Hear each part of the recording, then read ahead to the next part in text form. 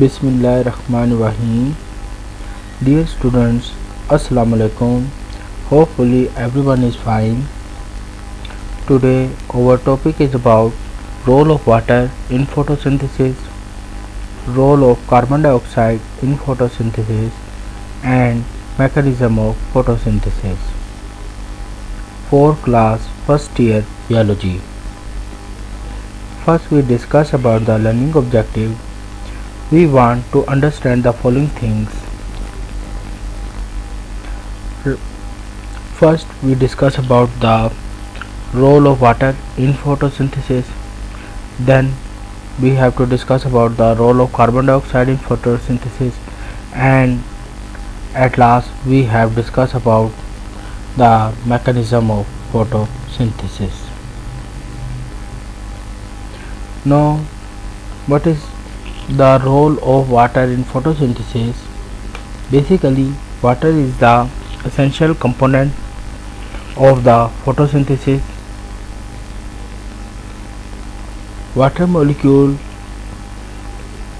when water takes from the soil by the plant, then this water molecule break down in the presence of sunlight, and this process is known as photolysis.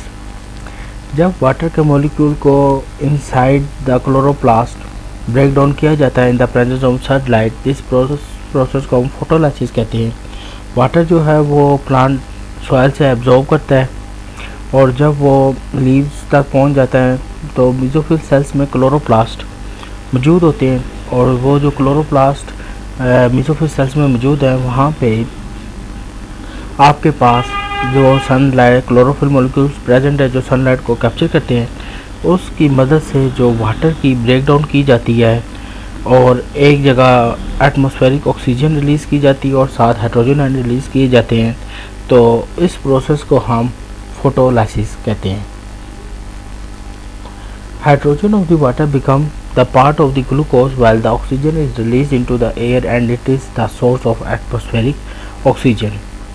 आपको पता है कि जो water component में जो hydrogen है वो basically जो है वो फॉर्मेशन और मैन्युफैक्चरिंग ऑफ फूड में इन्वॉल्व हो जाता है, ग्लूकोज की फॉर्मेशन में इन्वॉल्व हो जाता है, जबकि जो ऑक्सीजन है वो एयर में रिलीज़ कर दी जाती है and it become the part of atmospheric oxygen.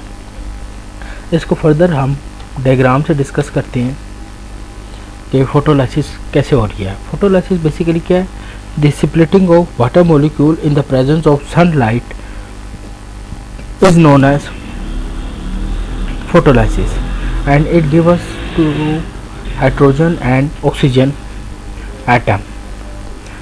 When the light energy gains by the chlorophyll molecule and they break down the water molecule H2O into hydrogen and oxygen, this process is known as photolysis. जब आपके पास light energy जो है chlorophyll का molecule gain करता है और उसकी वजह से जो है वो केमिकल एनर्जी की फॉर्मेशन होती है. केमिकल एनर्जी की फॉर्मेशन करने के लिए क्या होता है कि हाइड्रोजन की भी ज़रूरत होती है, और जो हाइड्रोजन की जो ज़रूरत है उसको क्या है साथ ऑक्सीजन भी रिलीज़ होती है. ऑक्सीजन तो एयर में रिलीज़ हो जाएगी. हाइड्रोजन जो है वो बेसिकली जो है वो यूटिलाइज होगी फूड मैन्युफैक्चरिंग में, जो कि आपके पास जो फोटोसिंथेसिस का सेकंड स्टेप है जिसके अंदर जो है dark reaction Calvin cycle takes place करती है, जिसमें आपने पढ़ा हुआ है कि फूड की फॉर्मेशन होती है. आपके पास जब अब वाटर की ब्रेक डाउन होती है तो इलेक्ट्रॉन रिलीज़ होते हैं, और उन इलेक्ट्रॉन की रिलीज़ होने की वजह से आपको जो इलेक्ट्रॉन ट्रांसपोर्ट चेन है वो एटीपी को फॉस्फेट आयन जो एडिनोसिन डाई फॉस्फेट है वो इनऑर्गेनिक फॉस्फेट आयन के साथ बाइंड करके एटीपी प्रोडक्शन कर देता है. ये एटीपी और ये जो हाइड्रोजन आयन है, ये हाइड्रोजन आयन जो बेसिकली एटीपी जो है वो भी ग्लूकोज ने जो इसका नेक्स्ट प्रोसेस जो होगा जहाँ पे फूड फॉर्मेशन है उसमें इस्तेमाल होगी. इसी तरह ये जो हाइड्रोजन आयन है वो NADP जो है निकोटिनामाइड डाइन्यूक्लियोटाइड, जो आपके पास डाइन्यूक्लियोटाइड फॉस्फेट जो प्रेजेंट होता है उसको कन्वर्ट कर देते हैं. ये हाइड्रोजन रिड्यूस फॉर्म में उसे रिड्यूस फॉर्म में ले जाता है जिसे हम बोलते हैं NADPH. यहाँ से जो आपका NADPH है और ATP है वो फर्दर यूटिलाइज होता है। ये जो केमिकल एनर्जी है ये फर्दर यूटिलाइज होती है for the manufacturing of food, organic food बनाने में यूटिलाइज होगी। और इसमें के वजह से आपका जो फोटोसिंथेसिस जिन ऑर्गेनिजम्स में हो रही होती है उनको हम ऑटोट्रोफ्स बोलते हैं। और इसलिए ऑटोट्रोफ्स बोलते हैं क्योंकि वो अपने इनऑर्गेनिक कंपाउंड्स है, इनऑर्गेनिक कंपाउंड कार्बन डाइऑक्साइड भी और वाटर भी, जिनके जो जो कंपाउंड्स हैं ये बेसिकली जो आपके इनऑर्गेनिक कंपाउंड्स हैं इनको यूटिलाइज करता है और ऑर्गेनिक कंपाउंड बनाता है और अपनी फूड खुद बनाते हैं। तो ऐसे ऑर्गेनिजम्स को हम ऑटोट्रोफिक एनिमल्स बोलते हैं। और जितने भी ये फोटोसिंथेटिक ऑर्गेनिजम्स हैं ये ऑटोट्रोफ्स होते हैं।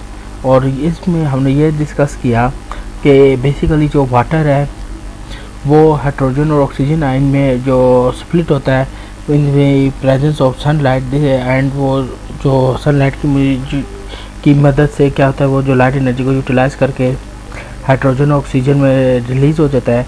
जो उसका हाइड्रोजन है वो बेसिकली पार्ट बन जाता है ग्लूकोज का, और जो ऑक्सीजन होती है वो रिलीज़ हो जाती है एटमॉस्फेयर में और वो एटमॉस्फेरिक ऑक्सीजन का पार्ट बन जाएगी। और ये फर्दर मोर जो ये ATP और NADPH है ये हमारे डायरेक्शन में जो यूटिलाइज हो रहे हैं for the manufacturing of food, जिसको हम जो है जब मैकेनिज्म ऑफ फोटोसिंथेसिस है उसको जब हम डिटेल में पढ़ेंगे तो हम ये प्रोसेस दोबारा वहाँ पे भी डिस्कस करेंगे कि कैसे जो है लाइट डिपेंडेंट रिएक्शन के अंदर फोटोलाइसिस होती है और ये जो है वो केमिकल एनर्जी बनाती है जो कि आगे फूड में इन्वॉल्व, फूड के मैन्युफैक्चरिंग प्रोसेस में इन्वॉल्व होगी। रोल ऑफ वाटर को एब्जॉर्ब मुख्तलिफ साइंटिस्ट ने किया। इसी तरह van Niel in 1930 proposed a hypothesis that oxygen released in photosynthesis belongs to the water। कैसे उसने इसको ऑब्जर्व किया? इसका जो एक्सपेरिमेंट था इट है मेक्स द टू ग्रुप्स, उसके दो ग्रुप्स है। फर्स्ट ग्रुप को उसने आइसोटोपिक ऑक्सीजन का इस्तेमाल किया और आइसोटोपिक ऑक्सीजन जो फर्स्ट ग्रुप में उसने जो इंसर्ट की वो वाटर के मॉलिक्यूल में आइसोटोप को इस्तेमाल किया और सेकंड ग्रुप में उसने आइसोटोपिक ऑक्सीजन कार्बन डाइऑक्साइड को मॉलिक्यूल को इस्तेमाल किया। फर्दर हम डायग्राम से डिस्कस करते हैं। हमारे पास एक्सपेरिमेंट के अंदर आपको पता है रॉ मटेरियल जो है फोटोसिंथेसिस के लिए एक वाटर है, कार्बन डाइऑक्साइड है।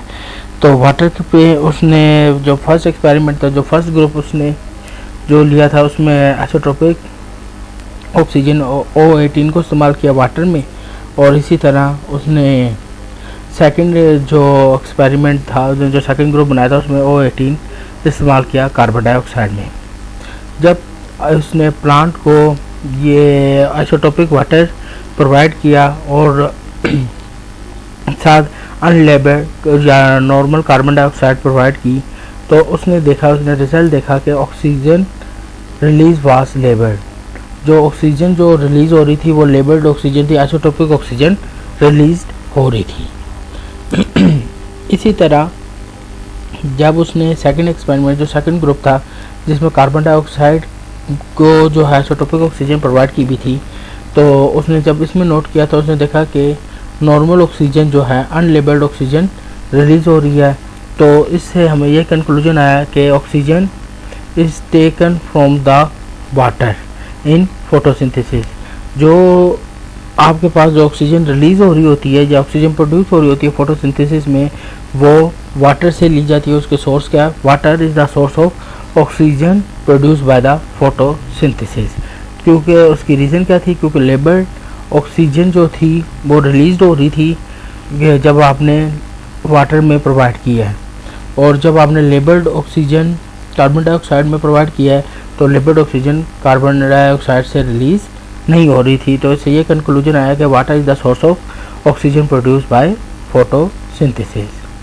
अगर रिजल्ट की बात करें तो हम ये लिख सकते हैं कि the evolution of isotopic oxygen, ये O18 जो हमारे पास रिलीज हो रही थी in the first group of plant indicated that oxygen produce in the process of photosynthesis come from the water. और उसकी रीजन क्या है? O18 was only present with the water. क्योंकि O18 हमने सिर्फ एक्सपेरिमेंट ग्रुप जो था 1 को प्रोवाइड किया हुआ था, इस वजह से वहाँ से ही ये ऑक्सीजन लेबल्ड ऑक्सीजन रिलीज हो रही थी। तो इससे कन्फर्म्ड हो गया कि water is a source of oxygen in photosynthesis. तो ये तो रोल ऑफ वाटर था फोटोसिंथेसिस का, और इसका मेजर रोल क्या था कि एक तो एटमॉस्फेरिक ऑक्सीजन जो है ये प्रोवाइड करती है एटमॉस्फेयर में, और दूसरा इसका जो रोल था वो फोटोलाइसिस का है था, जिसमें ये क्या हाइड्रोजन आयन जो है वो पार्ट बन जाता है वो केमिकल एनर्जी का, डेट इज ऑर्गेनिक फूड बनाने में, ग्लूकोज की फॉर्मेशन में। अब हम रोल ऑफ कार्बन डाइऑक्साइड को डिस्कस करते हैं। Carbon dioxide basically raw material in photosynthesis, ये भी क्या है, रॉ मटेरियल है फोटोसिंथेसिस के लिए। इसके अलावा it provide carbon which become the part of the organic food. जो कार्बन जो सारी बात है, जो फूड मैन्युफैक्चरिंग हो रही है और उसमें जो कार्बन कंपाउंड जो आ रहा है वो बेसिकली कहाँ से आ रहा है, कार्बन डाइऑक्साइड से आ रहा है। तो हम कह सकते हैं कि it provide the carbon which become the part of the organic food.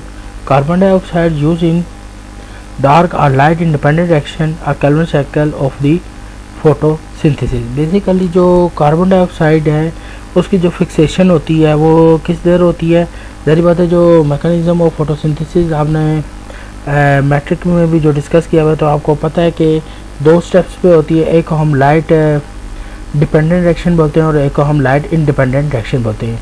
जो लाइट डिपेंडेंट रिएक्शन है जिसके अंदर आपके पास ATP और NADPH की प्रोडक्शन होती है, which is utilize to fix the या to manufacturing the food material.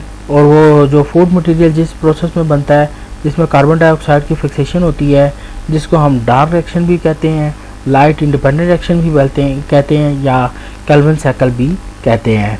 तो कार्बन डाइऑक्साइड की जो फिक्सेशन हो रही है वो बेसिकली किधर होती है, डार्क या लाइट इंडिपेंडेंट रिएक्शन में, या जिसे हम केल्विन साइकिल भी कहते हैं। और तकरीबन जो एयर में कार्बन डाइऑक्साइड प्रेजेंट है वो 0.03 to 0.04% प्रेजेंट है। And this atmospheric carbon dioxide is also used by the land plant for photosynthesis. और ये जो कार्बन डाइऑक्साइड है इसको लैंड प्लांट इस्तेमाल करते हैं for the process of photosynthesis, क्योंकि carbon dioxide is the raw material for the photosynthesis. इसके अलावा जो डिजोल्व कार्बन डाइऑक्साइड है in the form of the bicarbonates या कार्बोनेट्स की फॉर्म में in water, which is also utilized by the aquatic photosynthetic organism as carbon source. तो carbon dioxide also जो है वो एक्वेटिक ऑर्गेनिजम्स जो है वो इस्तेमाल कर रहे हैं as the source of carbon, ताकि जो है वो फोटोसिंथेसिस कर सके।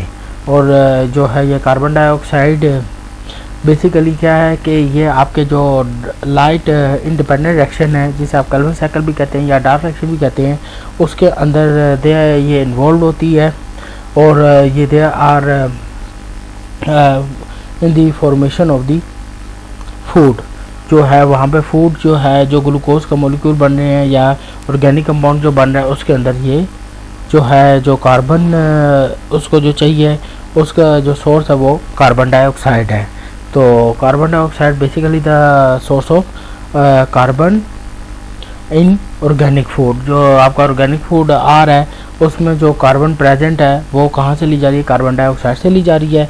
और इसको जिसमें फिर जिस प्रोसेस में इसको फोटोसिंथेसिस के जिस पार्ट में इसको फिक्स किया जाता है उसको हम डार्क या केल्विन साइकिल या लाइट इंडिपेंडेंट रिएक्शन कहते हैं।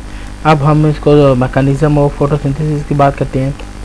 अगर मैकेनिज्म ऑफ फोटोसिंथेसिस की बात की जाए तो इसको हम 2 पार्ट्स में डिवाइड कर सकते हैं। एक को हम लाइट डिपेंडेंट रिएक्शन कहेंगे और एक को हम लाइट इंडिपेंडेंट रिएक्शन कहेंगे।